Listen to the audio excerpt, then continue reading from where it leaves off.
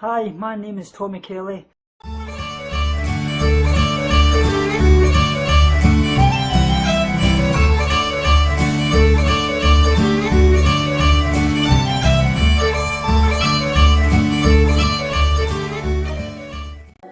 Hi guys, and welcome back to another video. I've got the Santa hat on, and Merry Christmas to you all for when it comes. Today what I want to be touching upon is Jessica Australia and Biocycle, who I'll leave the links in the description down below for their videos. They actually made videos on weighing beauty. Basically what I mean by this is basically measuring the beauty of yourself as a person on the numbers on the scale. And I can further relate to this so much, especially in eating disorder recovery.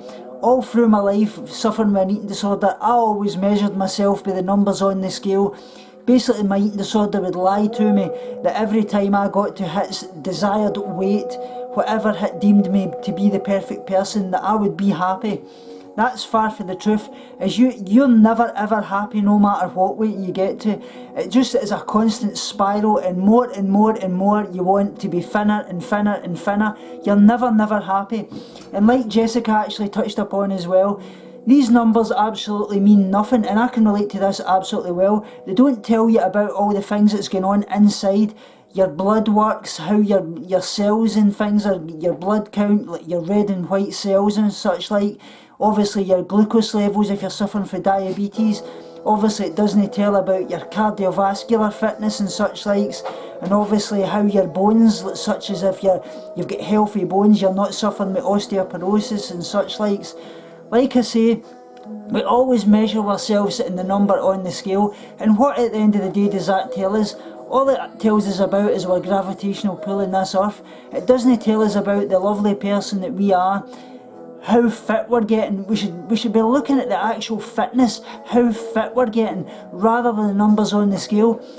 As a personal trainer, I know only too well that the numbers don't mean anything, because actually muscle weighs a lot more than fat. So when you're exercising and you're getting fitter and such likes, you're actually gaining muscle. That weighs more than fat, and you will see that. Especially with women, I want to touch upon this as well. Women go through obviously the menstrual cycle and such likes. Your weight can fluctuate up and down these periods. Sometimes you can gain up to 5 to 10 pounds just with that alone. And as well, a lot of people get into the cycle of weighing themselves every single day. This is absolutely crazy. Do not do that. I always recommend you weigh yourself once a week. But if you're in eating disorder recovery, I would say probably don't weigh yourself at all. Let your eating disorder team and such likes do that for you.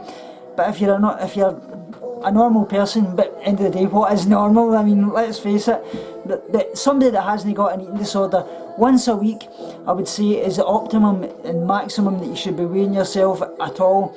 Because your weight can fluctuate up and down during the week, obviously with the fluid levels you take in. Obviously if you weigh yourself after eating meals and such likes, I would say first thing in the morning before you've eaten, once you've been to the bathroom, and before any exercise and such likes, because obviously if you're doing exercise you can lose a lot of fluid through sweat, and that can be altered and such likes as well. But don't get caught up in the numbers in the scale. Look at yourself with how healthy you're getting. If you're suffering with diabetes, if your glucose is getting better, if you've got osteoporosis or such like, so you've got bone issues, like you've got maybe got arthritis and such like, so if you're doing weight bearing exercise and that's improving that, that's what you look upon. Like I say, you can be healthy very skinny, or you can be healthy and overweight or whatever, and vice versa.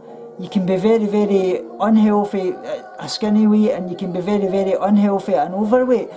Everybody should be looking upon how healthy they're getting, as in their fitness goals and such likes.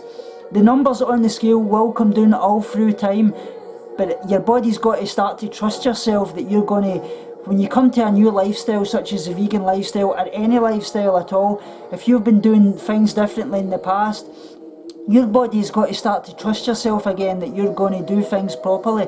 And you will get plateaus and such likes, but this is all, once your body starts to trust that you're going to do this, you'll start to see the results.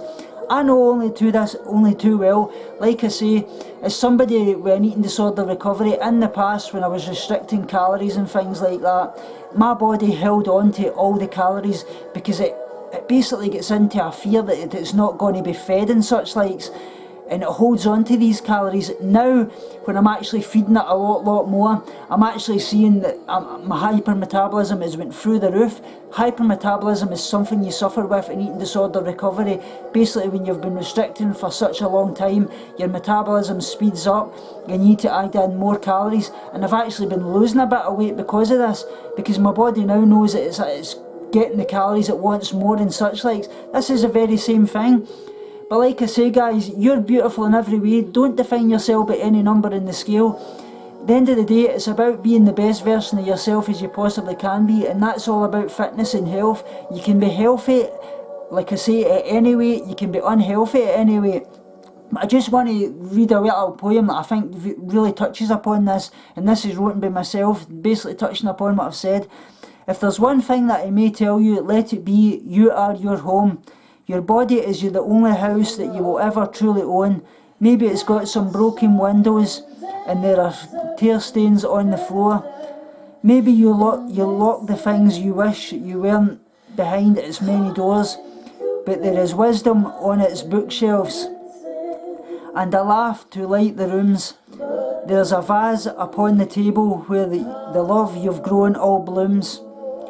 Dreams sit on the mantelpiece next to the kindness and your trust, where you use them, and also often they have no time to collect dust. So please don't look at mansions with that envy in your eyes. There's more that makes a home than its appearance or its size. Your body is your shelter, so you deserve to love it all. Don't let the world stand round outside and tell you how to paint your walls. How lucky that you have somewhere to protect you from the night, and if there's cracks left from your past, well, they just let in more light. I feel that really speaks volumes. Another one, like I say, is by Christopher Poindexter. This isn't by myself, but a great one. If only our bodies would marry the beauty growing inside of them, it wouldn't be so exhausting trying to love ourselves.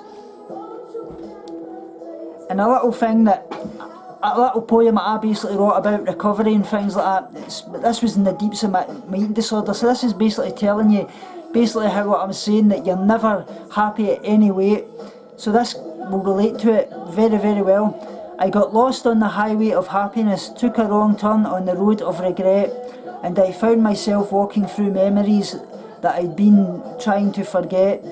They grew out of cracks in the sidewalk, found their way up the bricks on the walls, with thorns growing so sharp they promised to pierce my young heart should I fall. Those memories spread endlessly outwards until they were far too away to be seen. But as I bent down to study some closer, I found something nestled between. There, tucked beneath all the brambles, were memories I'd long since forgotten. Pieces of proof that my lifetime wasn't just made of things that were rotten. These flowers had slowly been growing from the moment that I had been born, but they'd almost lost sight of the sunlight when I'd only remembered my thorns. And as I stumbled back onto the highway, I knew there was much more to learn, but in the world that is fearful of falling, I was glad that I made a wrong turn. I think that speaks volumes. But like I say, guys, please let me know what you think about this. I know that a lot of you have probably suffered the very, very same thing. Please check the link for the description down below of the Jessica and Biocycle's great videos they made. And I'll speak to you all in the next soon. And remember, have a lovely, lovely Christmas and keep turboing on. And remember that little guy at the end of the video says he knows best. Speak to you all soon, guys. Remember, guys, binge on life, purge negativity and starve guilty feelings. Speak to you all soon and love you so much.